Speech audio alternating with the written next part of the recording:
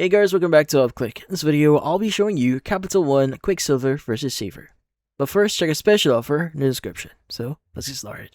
So if you're deciding between Quicksilver here or Savor, well, there are a few things that you may want to know.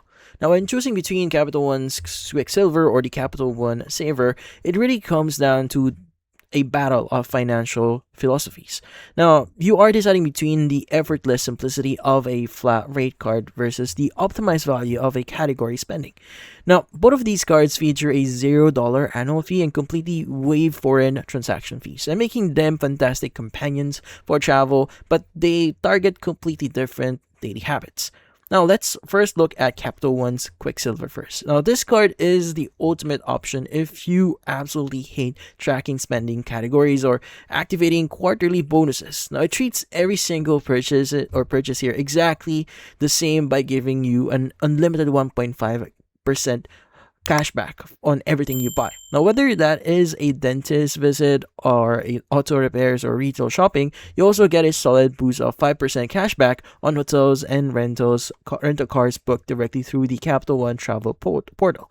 Now, for new card holders here, it sweetens the deal with a $200 one-time cash bonus after you spend $500 on purchase within your first 3 months. Plus, it serves as a great financial cushion here by offering a 0% introductory APR for 15 months on both new purchases and balance transfers, giving you a generous runaway to pay down any large upfront expenses without interest.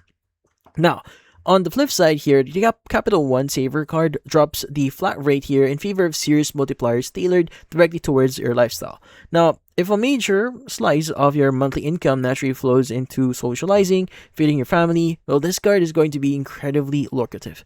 Now, you earn unlimited 3% cash back on dining, entertainment, and popular streaming services, and traditional grocery stores and also at traditional grocery stores.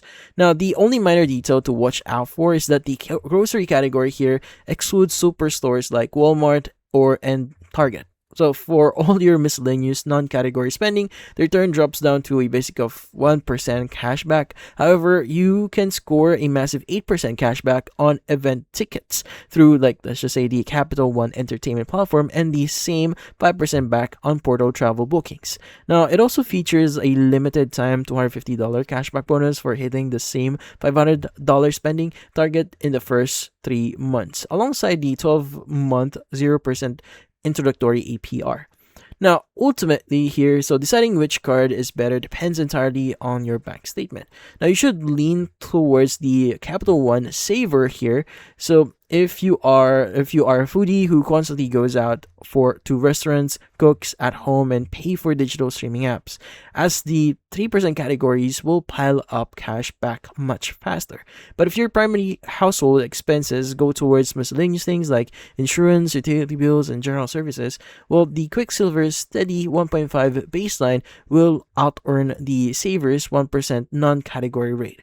Now, it is the perfect choice for anyone who wants a simple single card they can swipe anywhere without a second thought. But that's about it. So, if you found this video, hopefully hit the like and subscribe button and watch our next video.